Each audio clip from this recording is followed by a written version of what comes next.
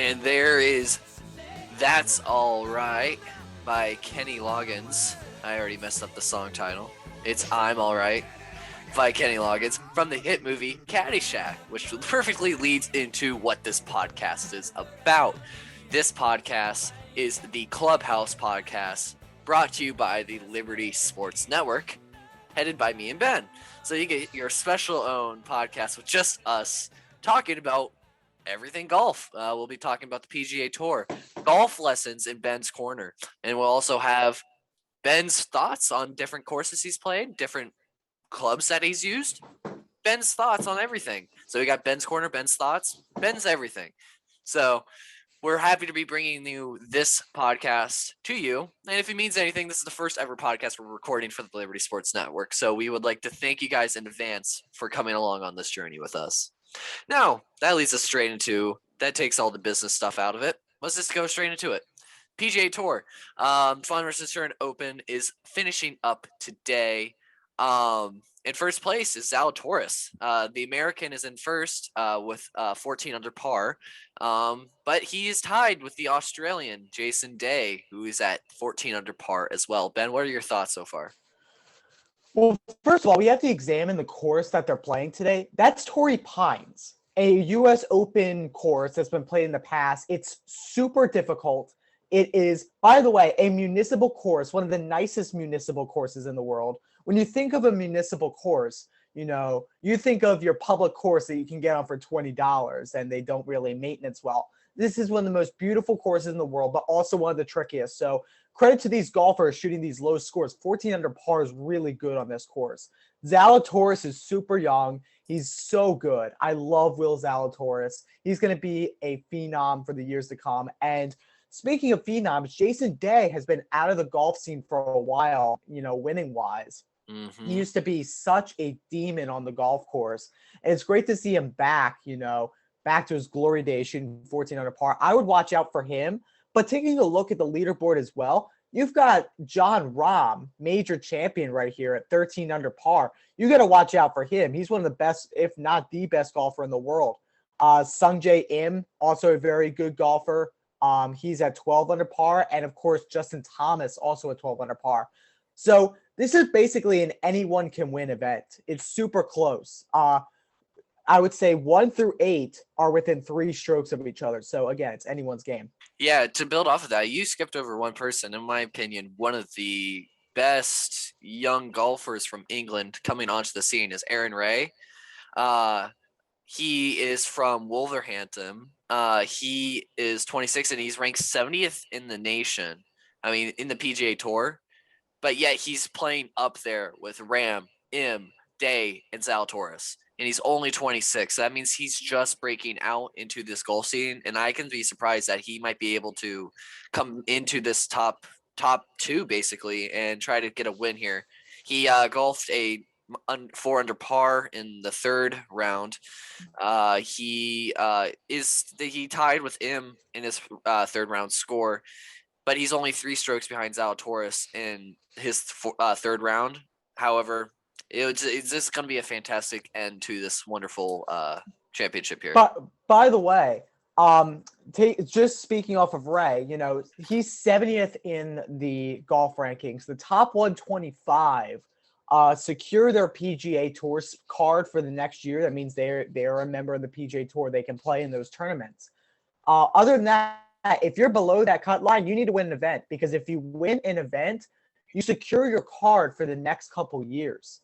So that's a big thing if you can win that event, especially for Ray, who's really in that danger range. If he's not doing well in some tournaments, he could slip, you know, past the 125. But right now, if he even places a top 10, he'll be really set up really well for the playoffs, which would be a good opportunity to get a win.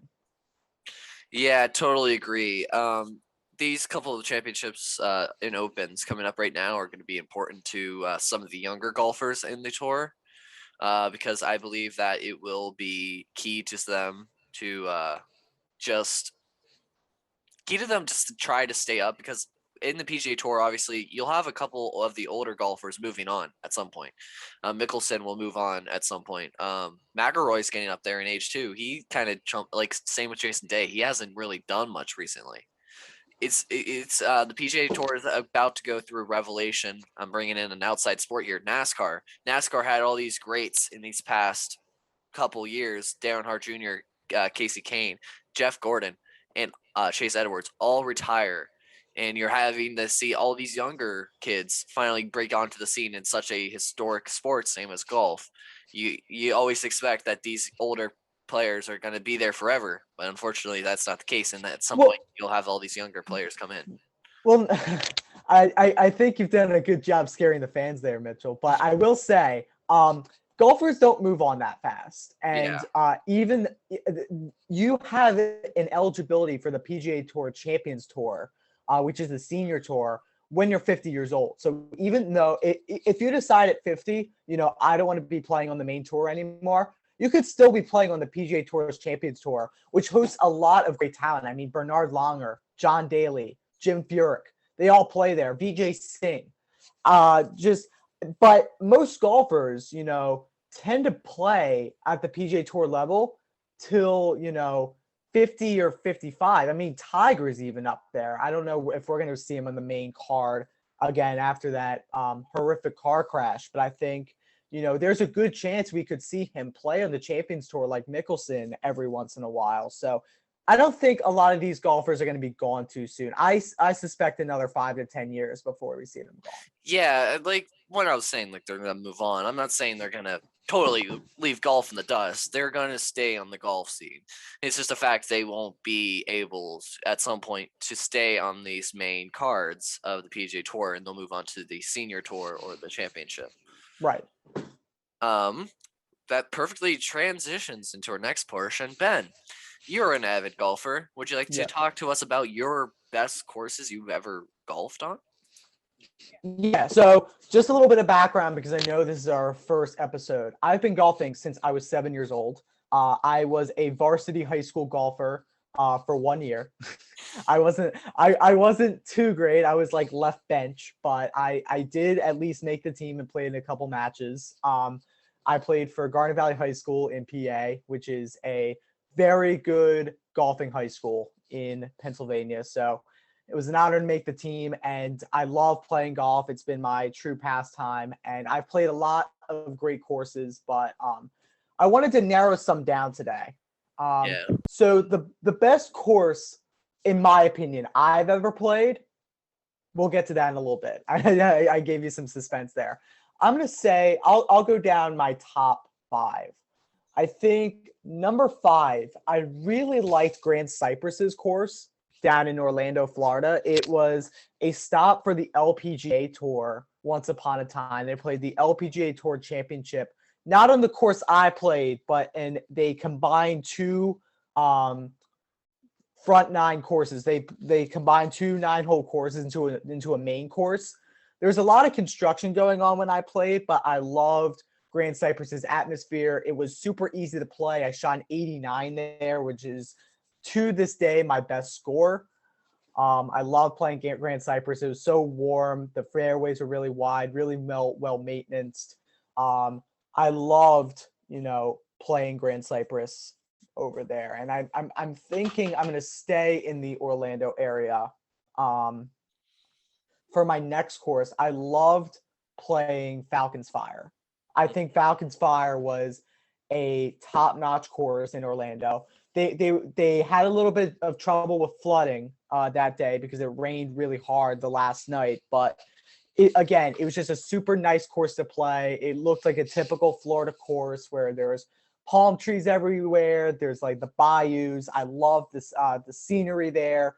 But it wasn't too hard to play either. If you had a good day, you'll shoot well. So I shot a 93 there, which I was very happy to put up.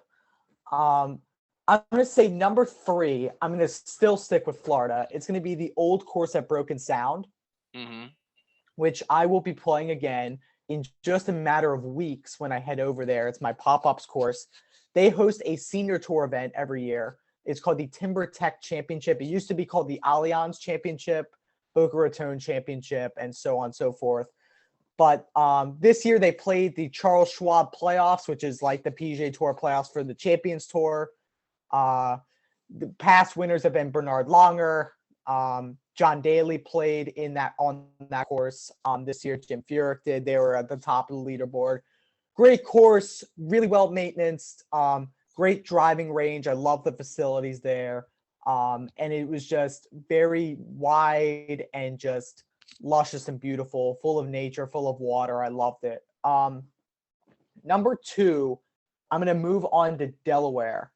I'm going to go with Bitterman. Bitterman's one of the hardest courses to get on in the world. Honestly, I mean, the president has been on that course before. He's golfed there, and it's just super hard, to become a member or even just get a tee time there. I had I was very lucky to be there because I played in a tournament there for the Philadelphia Junior Tour. I didn't do well that day, but I love the course. It's very hilly, rolling fairways. It was just, again, all these courses have in common that they're very well kept. It was just super nice. The greens were super fast. It was a fun day, with my friends golfing in this tournament, and, a very lucky opportunity to play on one of the, greatest courses in Delaware. But I will say number 1 is a biased opinion of mine, but I think it is the nicest course I've ever played. It's called Fieldstone in Delaware. I belong to Fieldstone, and it's ranked number 2 in the state of Delaware. Notable members are Sean O'Hare, who is a PGA Tour member, or now Korn Ferry Tour member, and President Biden also belongs there. It's been in the news recently. He's been golfing there. So 2 great members there. It's really well kept. They just made a great renovation to their driving range, where they put millions and millions of dollars to have your balls tracked on the driving range, so you can put an app on your phone to say, okay, how far did my shot go? How much was the spin rate? And of course, Fieldstone, again, is very well kept. The greens are maintenance for all year long. The carts are automated. It's just a great place to golf. Yeah, I agree there. You showed me some pictures of it, and it looks amazing. And hopefully, if I become good enough, we'll be able to go there. But that's a long time away. And now back to our video listeners here on YouTube. We would like to continue doing this with a special edition of the first episode of Ben's Corner, who will teach you how to improve your short game on the green. Welcome to our lesson today, sponsored by the Liberty Sports Network. Obviously, it's very cold outside, so you don't get a lot of opportunities to practice golf outdoors. But luckily, we still have the indoors, and we can practice putting, something that can take tons of strokes off your game. Now, in order to do this simple putting drill, which, by the way, is very low budget. It does not cost a lot. It does not take much time to do. You can do it every day, and you can take tons and tons of strokes off your game. You just need a putter, a cup or a red Solo cup, a golf ball, and optional, you can have a ball mark. Let's put this in action. On knocking down the gimme putts. Now, of course, everyone's upset when they miss a gimme putt. You should be making those every single time. But once you start making them, your scores are going to drop dramatically, meaning a happier golfer and lower scores. So my first tip is here. So do you see this arrow on the golf ball? It's there for a reason. What you can do is after you hit a nice iron onto the green, nice wedge, whatever you hit onto the green, place your ball mark down right behind the ball. Pick up your ball and then clean it off, get all the mud off of it, because mud does affect the spin on the ball. Then put the ball down, but line up the arrow toward the hole, and that should be the way your putter face is going. Now, on the back of each putter, you see this arrow, this little line right here.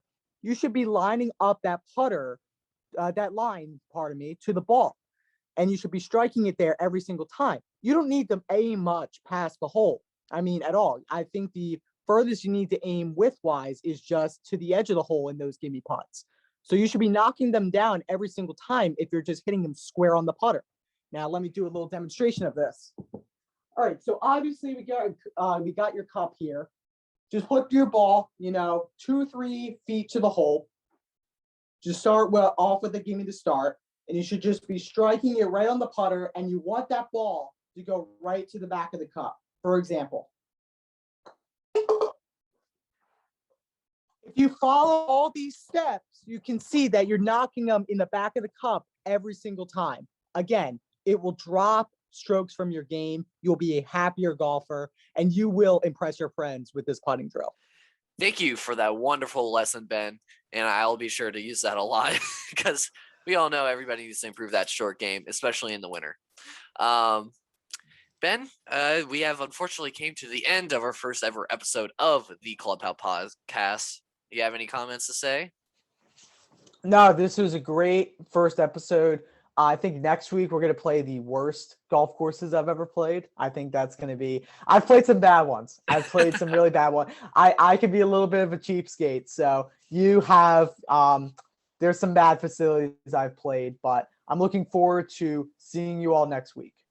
Yep, same as us. And thank you once again for joining the Sports Revolution and joining me, Ben, on our revelation to get all these young generation of sportscasters out and getting their views out into the sports world. Once again, thank you for joining the Liberty Sports Network's first ever podcast, as well as joining the Clubhouse Podcast. We hope to see you again soon.